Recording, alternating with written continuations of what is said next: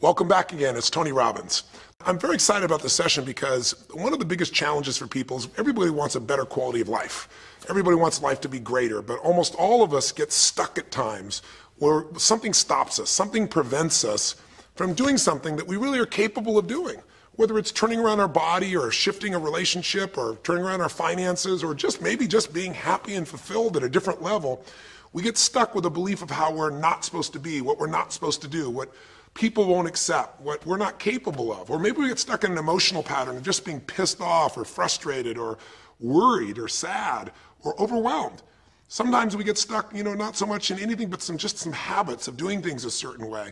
And what a breakthrough simply is that moment in time where there's an opening. And the opening can come from a conversation, it can come from meeting somebody that inspires you, it can come from an insight, it can come from watching a movie and being moved emotionally at just that right moment.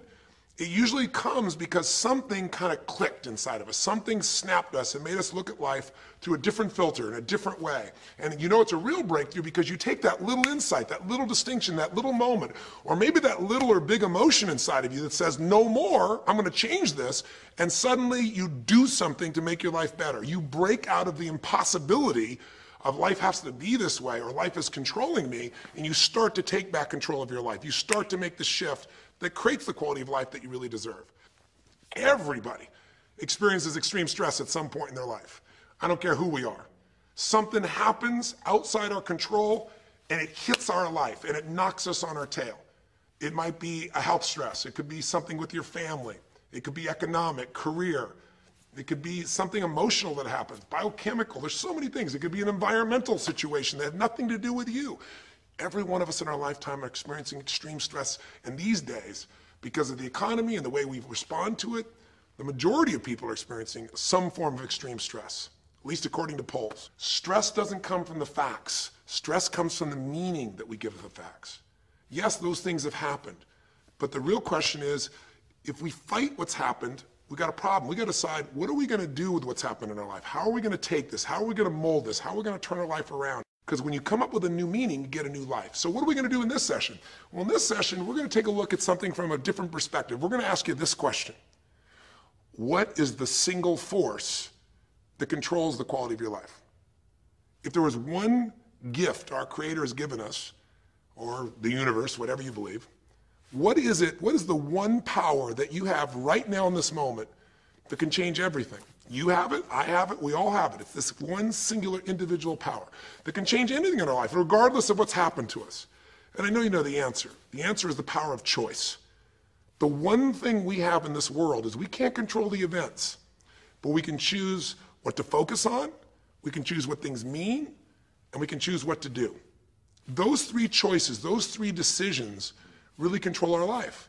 It's not so much the conditions of our life that control our destiny as much as the decisions of our life. Try for a second to think about something. Think about your life and just think about, are there a few decisions? If I were to ask you 2 decisions you've made in your life, that if you would have made a different decision, you would have had a totally different life. I mean, it may be, a life may have been better or may have been worse, I don't know, but you would have a different life.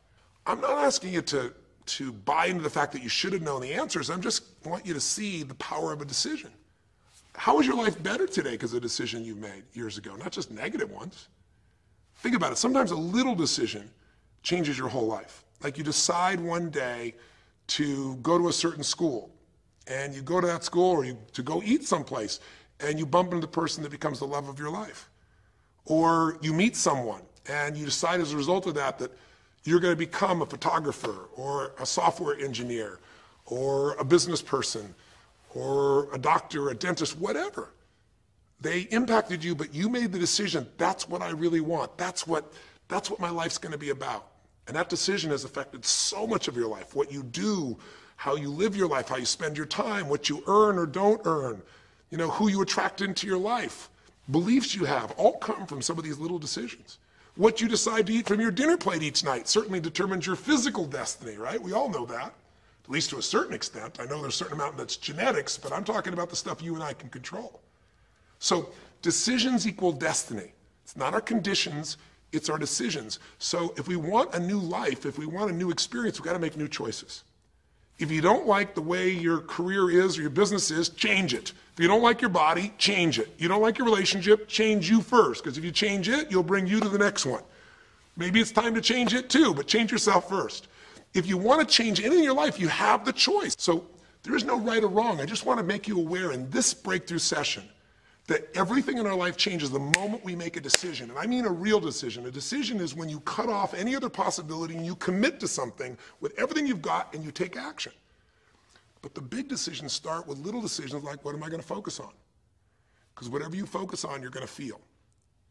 If you focus on all the things that have been done to you in your life, of course you're going to feel like hell.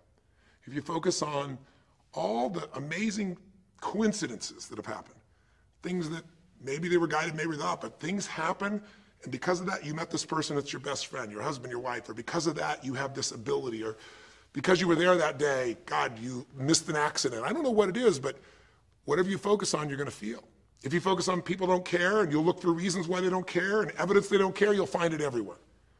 If you look for evidence that people are really good people inside, that at some level we all care about each other, you'll find it. Seek and you shall find.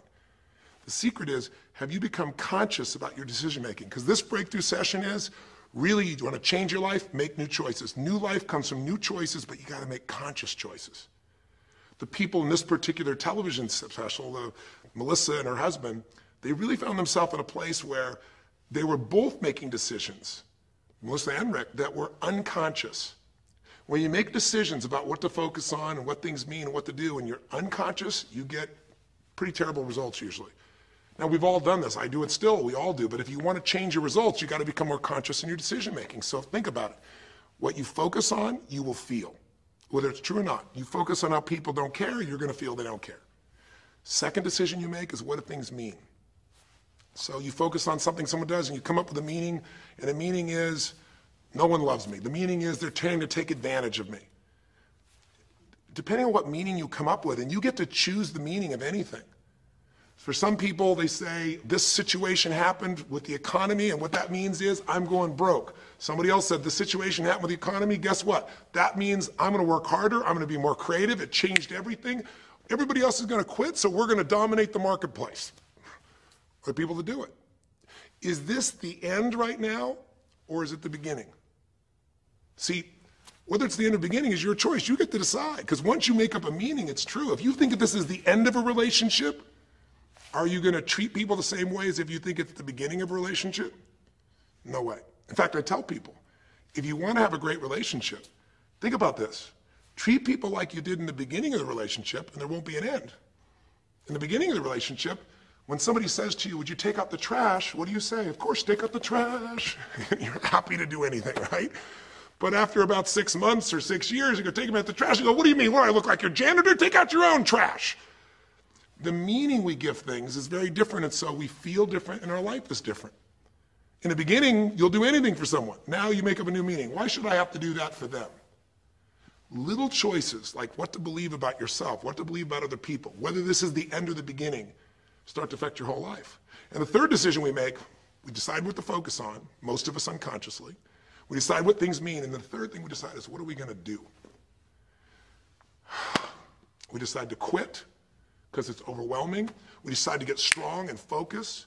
We decide we're going to turn it around. We decide to wait and see. Ultimately, your destiny is determined by what you do. So, for example, what do you do if somebody comes to you one day and says, you have a tumor?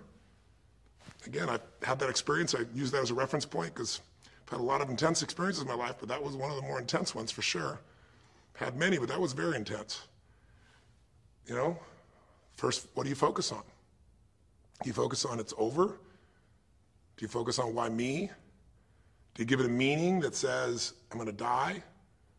What do? Do you just go through traditional therapeutic approach?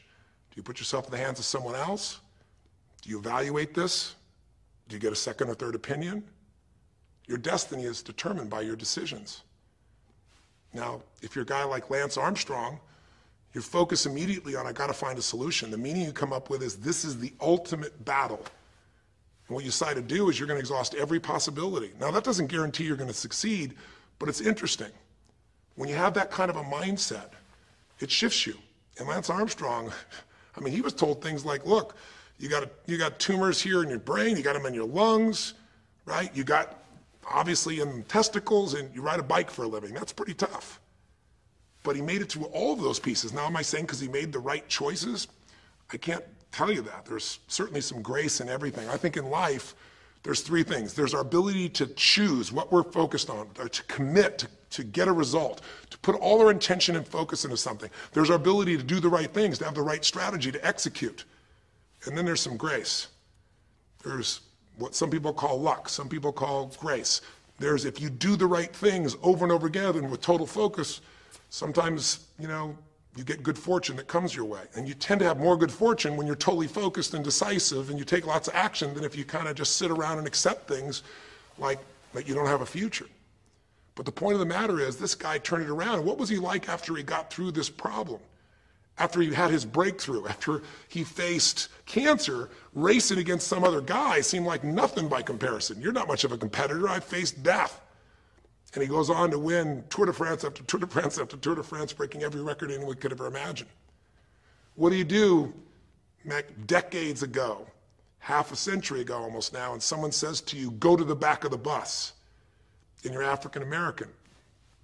One woman just decided, you know what? You can't take my dignity from me. I can only give that up, and I don't choose to give it up. And I will not go back to the bus. The answer is no. And Rosa Parks changed an entire society because that day she chose to focus on something else. She gave it a different meaning. This is not a command. You do not have control over me. And she decided to fight. And she changed the direction of a country and of many other countries. She started something. We forget that you don't have to be famous to have the ability to change at least your own personal history, to change the direction we go in our life. We have the power to choose, even if you haven't before. You can finally say, no more, I won't put up with that, within myself or from anybody else. And here's what I'm going to do differently. That's where the breakthroughs really start to happen. Now the question is, why do some people stand their ground and make something change versus other people just kind of accept things? Why do some people make bold decisions and other people make decisions that are based on trying to hang on to what they've got? Well, that's a more complex question to answer than we might have in a few minutes in this one session, but it is one that I've spent my life studying, because when you can change your decisions, you can change your life. When you can change the force that controls your decisions, you can change anything in your life. At some level, we have certain beliefs and values. But if I was going to make it simple, I'd say there's two things that determine your choices. The first thing is the state of mind and emotion you're in at that moment. Think about it. Have you ever snapped at somebody and had nothing to do with them? It was just the state you're in, right?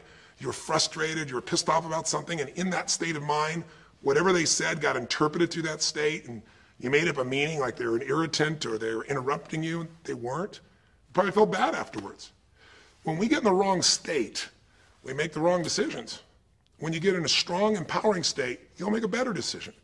Learning how to direct your state is a big part of what my work is with people, and it's a big part of what I do in my seminars. But the other thing that affects your decisions would be what I would call your story or your blueprint. We all have kind of a story about how our life is supposed to be. It comes from a set of life experiences, interpretations. Some people think life is all about getting theirs. Some people think life is about growing and contributing. Some people think life is about making judgments. Some people think life is about saving other people's lives. Some people think life is about being successful. Some people think God is the basis of everything, and the way to know God is to go through life in a very specific way with a set of rules, and they follow it. And that's what they believe.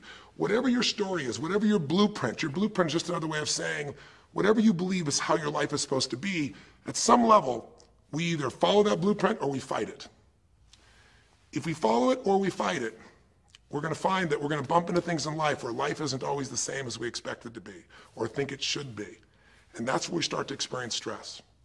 So in this session of Breakthrough, when you watched this story and you saw Melissa, you saw the conflict between what she desired most and what she feared most. I really believe life is the dance between what you desire most and fear most. That's where you find where we live our life, the dance between what you want most and what you fear most. That's where all that energy is in life. So what does she want? She wants to be famous. She wants to be able to sing and have everyone hear her voice and be able to touch everyone. She wants to contribute. She wants to share her gift. And she definitely wants to be famous and successful. She needs to be closer to her children. And one of the big challenges in life is oftentimes what we want and what we need are two different things. She has 5 boys. They're all extremely young, as I'm sure you saw. And she has a husband.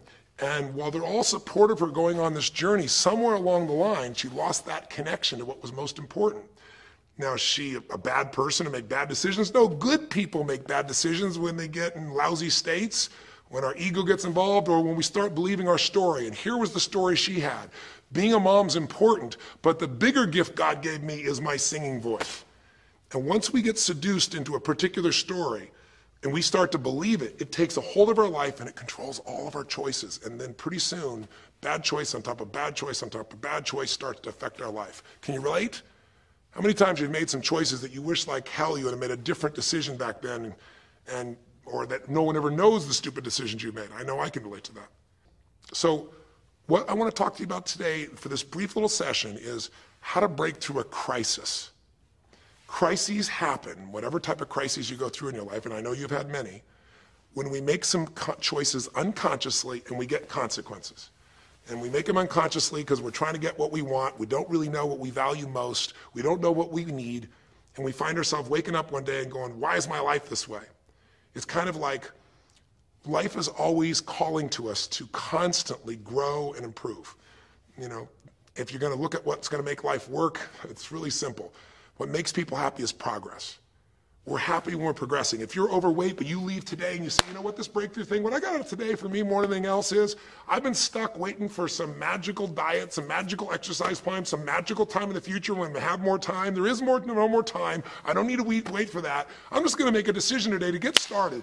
I don't need to go out there and go interview 20 trainers and get online. I don't need somebody to give me a perfect plan. I need just to pick up my shoes and start walking. I need to just get somebody behind me who just goes, run! I don't need to wait for perfection. I'm going to do something right now. I choose to get fit. I choose to walk. I choose to run. I choose to go join a club. I'm doing it now. A breakthrough happens the moment you make a new choice. And you don't have to wait. You can just get yourself in a new state. Maybe this tape will get you doing. Or you just have to have a new thought that says, you know what?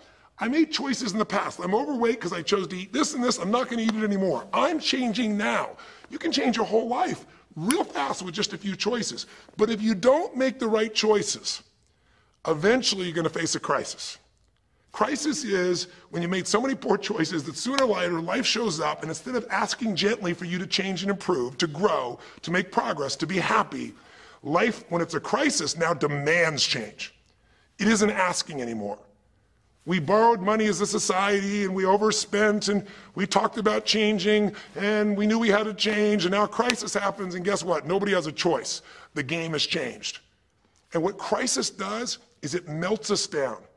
It melts us down so that we can recast our life. We can remold ourselves. And usually on the other side, our life is greater because as we go through that crisis, we have to grow. Everybody wants change. Nobody wants to do it. Everybody, I should say, wants progress, but nobody wants to change. Everybody wants their life better, but nobody wants to do the push-ups, the running, have the economic or emotional discipline to make it happen. But if you're watching this right now and you're still with me, some part of you wants more. And I'm saying to you, choose it. And the way you're going to choose it is really simple. If you're in that crisis, what keeps you in the crisis is probably because you're being reinforced. Most people, they overeat, or they smoke, or they drink, or they yell at people. They keep doing it because they're rewarded. Whatever gets rewarded gets reinforced. Whatever habit or behavior is reinforced becomes a habit, and then pretty soon, do it long enough, it becomes part of your personality, and pretty soon you think it's who you are, and you just keep living that way. I mean, it's easy to see this in other people, right? It's easy to see how messed up they are and how easy they could if they just make some new choices. All you got to do is turn on the television, some news program, some entertainment program, and you'll hear detailed descriptions about some person who is a very powerful celebrity who is doing some stupid thing. Why do we see all this stuff on television? Why do we hear about every person you can imagine, from Lindsay Lohan to Britney Spears to all the way back to the old days it was Elvis or Michael Jackson or whoever it is that's in the news today in this stage of life in your country as you're watching this? It's because we want to see other people who make bad decisions so we can feel better about our own. But the reason those people don't change, Lindsay Lohan. She's got another DUI. She's putting herself at risk. She's putting other people at risk. She could kill someone. If she goes to jail, it's supposed to be 90 days. But here's the consequence. It goes to 2 weeks. And before she even gets out of the jail, she makes a deal for an interview and gets paid $1 million when she gets out for the interview. What do you think the chances of her changing when her bad behavior gets her $1 million, and I don't know if she even makes that for that much time of acting at this stage? What do you think the chances are when people around her say it's not your fault, it's not fair, they treat you unfairly? As long as we have the decision that we're not responsible, it's not our fault, we can't change anything. We have no power. So I don't know by the time you watch this if Lindsay will have changed, but if she did, it'll be because the enablers are gone, she's taken responsibility, and she's found something she values more than attention and money for bad behavior. Now, it's easy to look at that with her, but what about you and I? Where are you and I addicted to our problems? Where are you and I reinforced? So many people, when they have a big problem, listen, if things are going well, you say, oh, it's going so great. Your friends go, well, that's great. And after a while, they go, well, easy for you. But if you got a problem, people go, hey, I understand, and they connect with you. Where do we get addicted to our problems? If you want to make a new choice, if you want to make a new decision today, if you want to have a breakthrough in some area of your life, you got to give up the story that it's not your fault, and you got to give up the attention and the love and the connection and the commiserating that comes with it with other human beings. Here's how you change. 5 simple, quick steps, and then I'm going to give you a little tool that if you want to, you can go online and really make a change with. If you're going to change your life, step 1, I don't care if something has happened to you. You know, somebody has spilled oil all over where you fish. It's horrific. It's disgusting how they've dealt with it, but it's happened and you got to deal with it. Something's happened. Someone in your family's been injured. You've lost your job. I don't care what the problem is.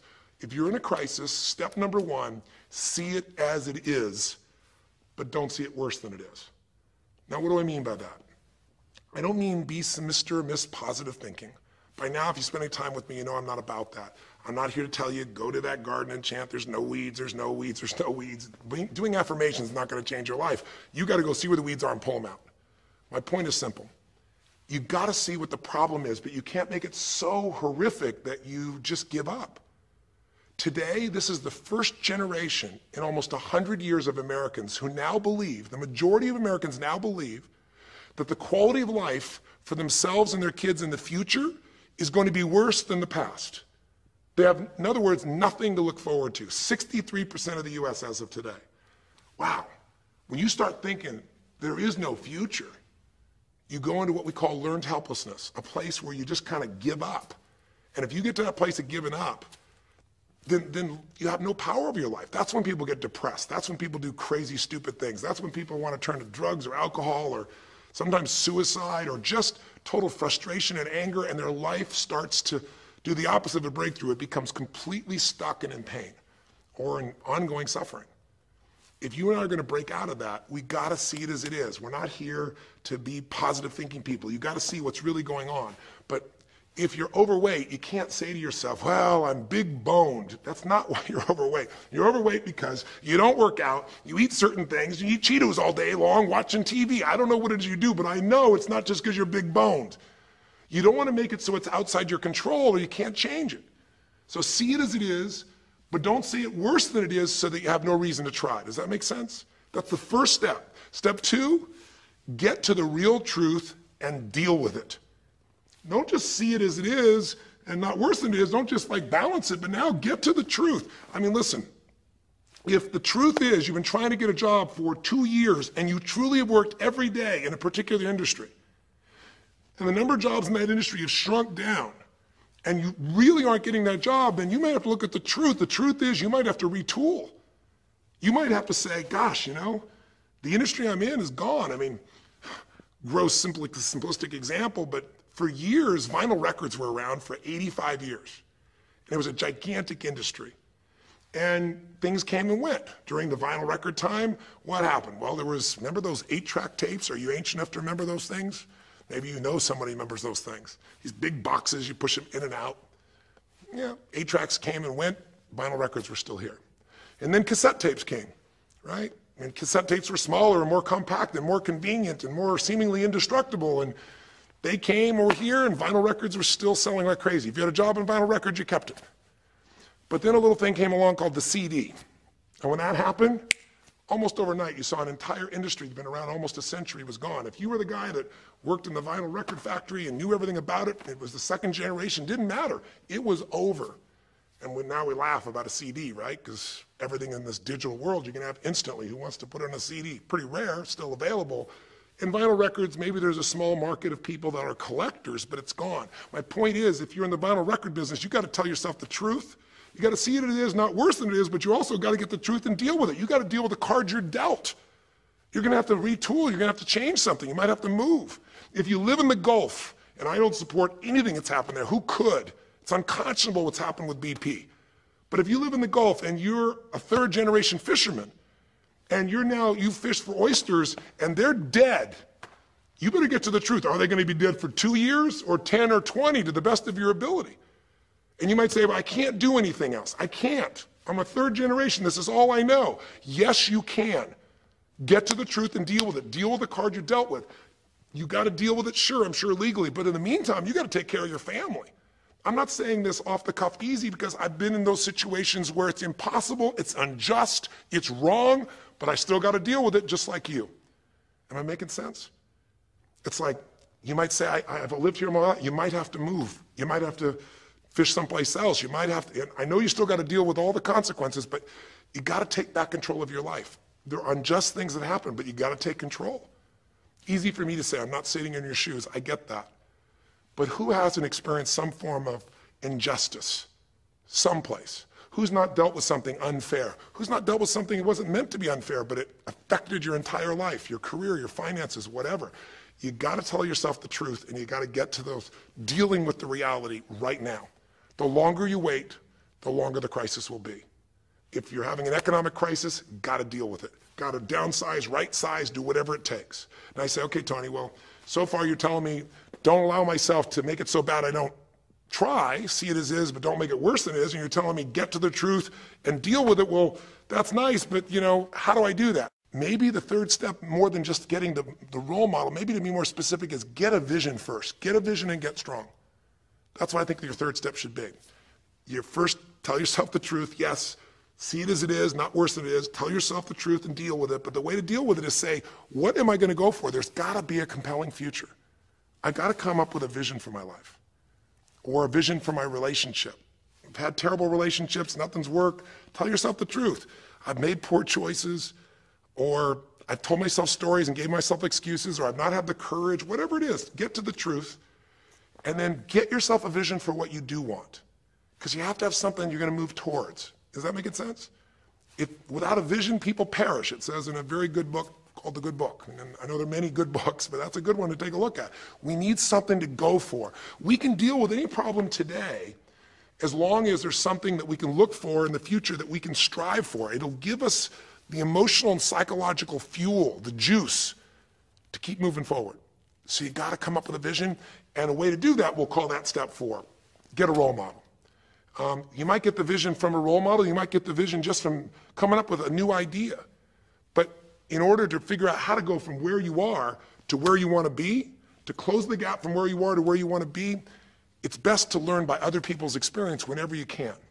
So get a role model, get their strategy, and go to work. Get into action. So I'll give you an example. Years ago, when I was first starting to try to figure out how to build myself financially, I grew up at a time when, just as I was starting to do well, this big recession happened. And I remember I was like 29, 30 years old, I think, and maybe 31.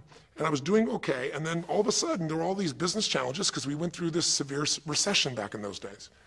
And I remember at the time, everybody was downsizing and freaking out. And I thought, you know what? I don't want to just settle for this. I want to find a way to do well. Who's done well in really tough times? And so I started doing my homework. And in those days, you didn't go out and use the internet the way you do today. You couldn't access all that information. We actually went to libraries and did research in traditional ways. I'm ancient enough to remember those days. And I started hearing about this man named Sir John Templeton. Very famous man. He's a man who became a multi-billionaire as an investor. He started with nothing. But what was interesting is when I started to find out about his story, because here's a guy that when he's a young man, he's called Sir John Templeton now. He was actually an American originally. And he wasn't Sir. He came from a very poor family. And he just decided that in his life, He wanted to not only do well financially, he wanted to do so well he could help other people at any level that he wanted. And today, by the way, he's passed, but before he did, he created the Templeton Fund, and he also created a fund that now delivers money, gives money each year at the Templeton Prize to people that do good spiritual works, and it's larger than the Nobel Prize, and it continues to go on. But the guy started with nothing, and here's how he did it. Listen to me now. The reason I look for him as a role model is because he made all his money in the worst of times. He made all his money when people were going through the equivalent of the deepest recession or depression possible. His whole belief was, and this is different than almost anybody else you see around you, was pessimism was the secret to success. That what he wanted to do was make money when people were most pessimistic. Because when people are optimistic, they want you to pay for their house a huge sum of money. But as they start getting more and more pessimistic, where pretty soon they think they can never, the house is the worst thing to have, they'll virtually give you the house. They'll virtually give you the business. And so he made all his money starting in World War II. When the war broke out, when Hitler invaded over in Europe, he took all the money he had and borrowed a total money of $10,000, a total amount. He bought with $10,000 every stock on the New York Stock Exchange that was $1 or less that he thought might be useful, including some companies that looked like they're going to be bankrupt. But he did it when people were the most pessimistic. Because if you recall, it looked like Hitler was going to take over. It didn't look like we were all going to be the winners. It looked like Hitler was going to dominate. And when people were that scared, they would give up anything they had just to get a little bit back. And so he bought all this stock that eventually made him a multi-billionaire. He became a billionaire because after things changed, after the war, just 5 years later, and the economy started to surge, everything changed for him. Where do you think he invested next after World War II? Where was a country that was pummeled, that was down, the factories were basically turned into mud? Japan. You could buy things for pennies in Japan that would have cost you hundreds of thousands of dollars before, and he did. When everyone was most pessimistic, he went and did well. And then he sold when the 80s surged and when everybody thought Japan was the greatest country on earth and had the biggest businesses, he sold and made his maximum profit when people were overly optimistic. He did the same thing down in South America when inflation went crazy. This man spent his entire life basically having a strategy of how to succeed when everybody else was scared. I tell you that because he's a role model. What he did, how he did it, it's all in writing, it's crystal clear. You could do the same. But you won't be able to do it when you're telling yourself the sky is falling and it's over. When you see it worse than it is, you'll just give up. You won't do it if you don't tell yourself the truth is, you know what, this system isn't working. I got to do something. I got to change my finances. I got to change my job. I got to reach. If you don't tell yourself the truth and deal with the truth, the real truth, nothing's going to happen. You won't ever even think about a guy like John Templeton if you don't have a vision that says, I don't care how the environment is, I'm going to find a way to do well. And you won't do well unless you get a strategy based on a role model who's really done it. My whole thing is this. If anybody has something you want, they aren't lucky. They did something. If you model them, if you take similar steps, you can produce a similar result. Make sense? And then finally, the fifth step, look, if you're in a situation where you see it as is, but not worse than it is, if you've told yourself the truth and you dealt the cards you're dealt with and just decided you're going to change it and you're willing to do what's necessary, if you put yourself in a place where you got a new vision and you gotten yourself strong, if you got a role model and you got some strategy and you got yourself into action, step 5 is give much more than you expect to receive. Simple as that sounds, if you find a way to meet people's needs in business, in an intimate relationship, meeting your kids' needs, anybody's needs, the whole game changes. What happened here when all of a sudden, you know, Melissa finds herself coming home and all of a sudden she finds out that while she's gone, her kids now don't want to talk to her boys, her husband has had an affair. Well, none of that could change if she would have just said, you know what, my whole life is over, I'm done. And oh, by the way, I've just lost my career too because while I'm busy trying to deal with my family, I didn't finish the record, so I lose my record deal. And oh, by the way, we don't have any financial stability, now we're losing our house. If that family would have just said it's over, if Melissa or Rick either just said it's over, it would have been over. But they told themselves the truth. We got severe problems here, but they didn't make it worse than it was. They didn't say we can't turn it around. And then they got to the truth of the infidelity, the truth of her addiction to going after fame instead of being a mom, the truth that neither one of them had been really competent at parents and had not given the energy to the kids that they deserved. The truth will set you free, but first it'll piss you off. The truth will, it doesn't feel good, but not feeling good is sometimes where you get your drive to change things. They started looking around and said, we don't have the skill to even manage our house, much less our finances. We got to do something different. We got to focus on our kids. We got to focus on turning things around. We got to turn our relationship around. But that wouldn't have worked unless they got a vision of starting to see, it could happen. And that's what I helped them with. I helped them get to the truth. I helped them to stop over-exaggerating. I got them to a place where they got to see that this relationship could be back alive and passionate, and that these kids deserve both their parents, and that she really could be a great mom, and that maybe in the end she could even still have her singing career and enjoy it too, that she didn't have to give it all up. And I'm really proud of her. She did it because she found a role model. She got a vision, but she got a full role model. And the man that she works with today is a man that's sold, I think now 5 million or 10 million records. And most people outside the country business don't know his name. He's her mentor now. He's made music with, Willie Nelson, with just about anybody you can imagine in the business. And he's done it for all these years, but he's never left the central part of Texas because that's where his family is. And Melissa's had offers to go to Sony Red. She walked away because they said, you're going to have to do these things without your family. She found out what was most important, and she made the decisions that met her needs to be a great mom. When you fight life and go, I should be a singer and not a mom, and you got 5 kids, you got a problem. When you fight life and say, the economy should be different, you're going to be stressed. Deal with what is, without exaggeration, with total honesty, dealing with the cards, coming up with a vision, finding yourself a role model that shows your strategy, work your tail off, give, keep changing your approach, and you can get where you want to go. Make sense? Now, that might sound like a lot. So to get you started, here's what I'd like you to do for this session. Start out, if you want, by taking a big crisis or problem you have and going through these steps, saying, okay, what's really true? And let me exaggerate. Let me stop the exaggeration. Let me not make it worse than it is. Just let's define what's true. Let's stop the story. Just here's what it is. We got this much financial challenge. We got this physical challenge, whatever it is. And then go to step 2. All right, let's find out the truth. Let's get the details. Let's get the details and figure out what we're going to do. And then here's where we're going to go. This is where we're going to eventually get to. It might take us longer to get where we want to go, but we're going to get here. Who's done it that we can model, that we can follow the steps in, who can coach us? And let's just work our tail off and change every day. But to give you a quick jump, sometimes when you're in the middle of crisis or crises, multiple crises, lots of things going on simultaneously, it feels a bit overwhelming. So, and you might not know a role model. You might say, Tony, I don't know who. Well, not hard on the internet these days to find role models, or come to an event. I can promise you we can show you plenty of role models. This is what I do for a living. But what you can do right away is you can model yourself. Think about it. Almost everyone alive has been through more than one tough time, crisis or multi-crises, where you're having a problem financially and you're having a problem with your family and you're having a health problem all simultaneously. Those are the intense ones, right? But if you're standing still today, most of us have found a way to get through it. And if you don't, you know someone who went through a tough time, a grandmother, an aunt, an uncle, somebody. The greatest way to make that change happen, when you break out of break through, you break out of a problem, you break out of a crisis, is model yourself. So we have 5 questions when you click on this link. And you can do it by video so you can see yourself, and you can share it with other people, or you can type in the answer.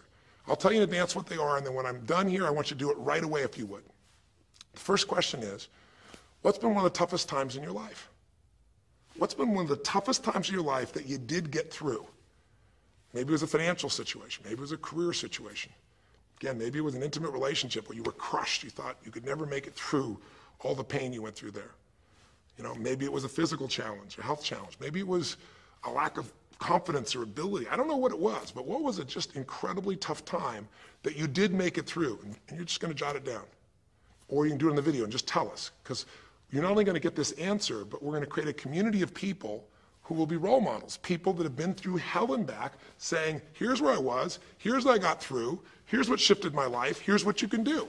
And we're creating this community as our gift to you, so that this isn't just a discussion that's one way. I want to do is start a conversation with you where we can help each other. So that first question is, what's a crisis? What's a challenge? What's a tough situation you eventually made through, but it really was difficult for you? Second question, you go back and you think about that situation. What pulled you through? What pulled you through that situation?